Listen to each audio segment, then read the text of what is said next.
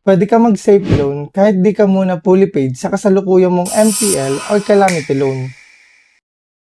Totoo po yan mga kapag-ibig. Hindi mo kailangang ubusin ang luma mong utang para makahiram muli. Pero bakit nga ba ang dami pa ring nade-decline at laging may notification na hindi pwede mag-loan? Dahil may tinatawag tayong 90% limit na baka nasasagad mo na nang hindi mo namamalayan. Sa video na ito, hihimayin natin ang solusyon para ma-approve ka na sa susunod. Bago natin pasukin ang detalye, gusto ko po muna magpasalamat sa lahat ng ating mga kapag-ibig na nag-comment, nagtanong at nagbahagi ng karanasan sa ating Facebook group at page at YouTube channel. Kaya para sa inyo ang video na ito, atin itong pag-uusapan.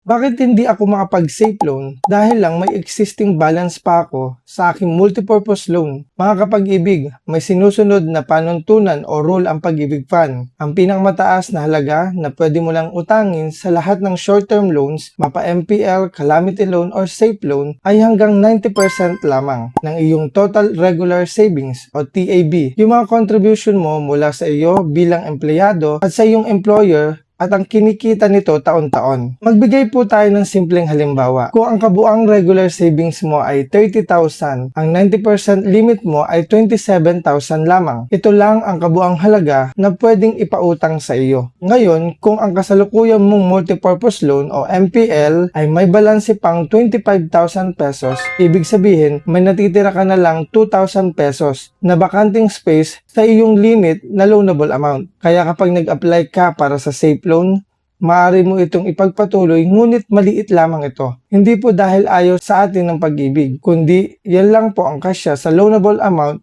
sa iyong account. Pumunta naman tayo sa isa pang napakahalagang tanong. Paano kung ang loan ko ay nag-isang taon na at marami na akong naibayad? Makakapag-safe loan pa ba ako? Ang sagot po natin dyan ay oo.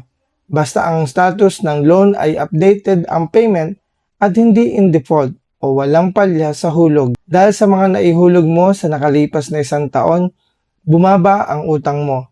At dahil bumaba ang utang mo, nagkaroon muli ng space sa iyong 90% limit. Ngunit paalala lang po, kung ano lang ang natitirang space, yun lang ang pwedeng ma-approve.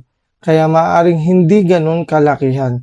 At kung lumampas naman ito sa 10,000 pesos, sabihin nating ang maaari mo pang ma-loan ay nasa 15,000 pesos, 10,000 pesos lamang ang ma-approve dahil ang safe loan ay isang one-time loan program lamang na matatapos sa September 8, 2026.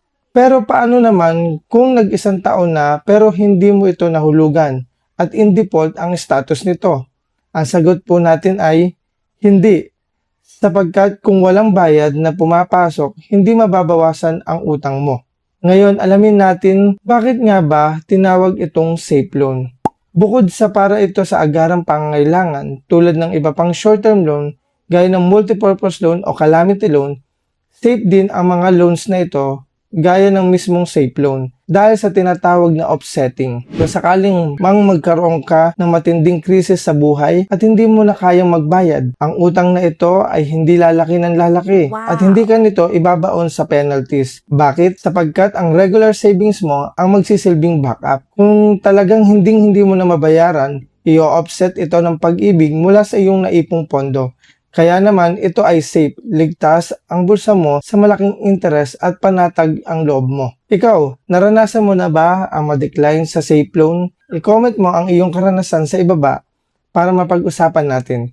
O kaya naman mag-post ka sa ating official Facebook page and group para masagot natin sa susunod na video. Para hindi mo ma-miss ang mga susunod na gabay, i-like ang video na ito, pindutin ang subscribe button at huwag mong kalimutang i-hit ang notification bell. I-share mo na rin ito sa iyong mga katrabaho. Muli ang iyong Mr. Pag-ibig. Maraming salamat po at kita-kits sa susunod nating mga video.